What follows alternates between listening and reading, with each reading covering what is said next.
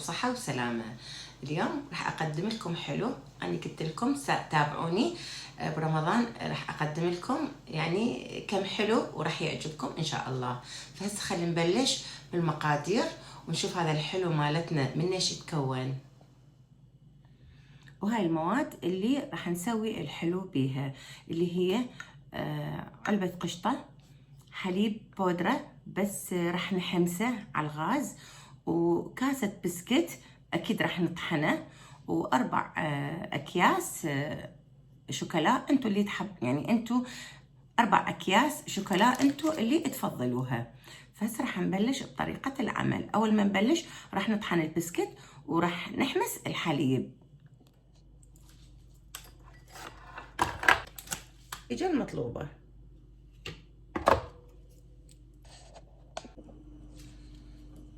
هسه راح نفتح الغاز ونبلش بتحمير الحليب البودرة. بدل ما تتركوه ويعني شوية الحركة مالت الغاز يعني هالشكل حتى لا يحترق الحليب. تستمرون بالتحريك لأن مرات القاع مالت الطاوة رأسا يحترق، فإحنا بس مجرد نريد نشقره.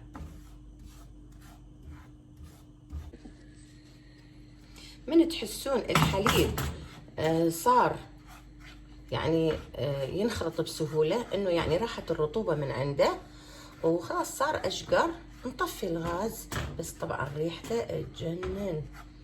هاي المرحلة اشقر الحليب اكيد تشوفوه عندكم اذا ظاهر بالكاميرا. هسه راح نطفي الغاز، نبلش بالخطوة الجاية.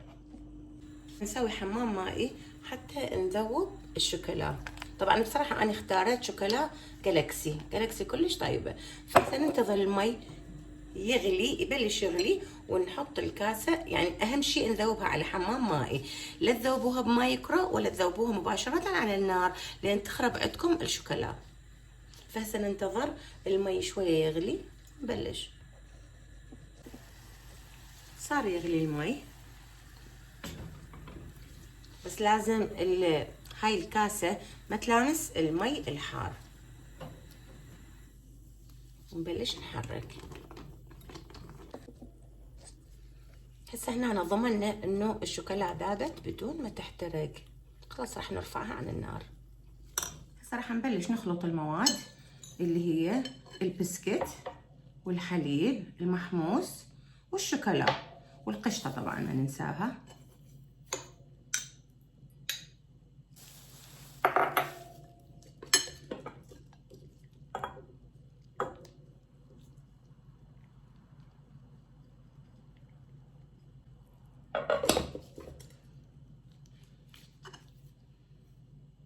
طبعا وهاي نخلطها بايدنا.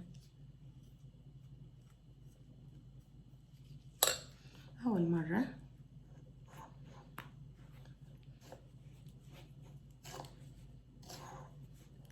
مرة نحاول نماسك المواد بالخاشوقة او الملعقة.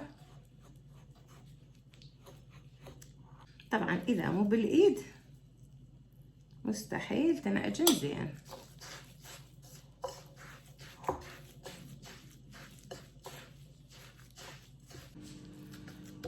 بعد ما عجناها هسه نبلش نسوي كور ونحشيها قطع صغيرونة كندر.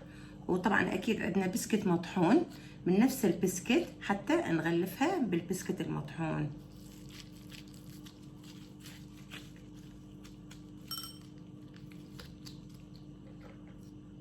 نحط لها قطعة ونسكرها.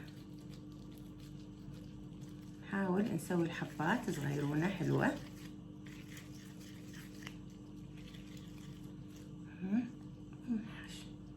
نحاول نلوثها بالبسكت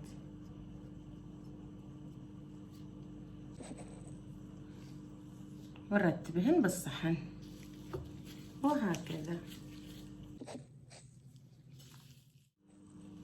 وهسه كملت الحلو، ويا اما تتقدم يعني فورا او تحطوها بالثلاجه. فهسه انا راح احطها بالثلاجه شويه بس اريدها تمسك اكثر، وبعدين نطلعها ناكلها. وعلينا وعليكم بالعافية. أشوفكم على فيديو جديد، وهسه أقول لكم إلى اللقاء في فيديو جديد.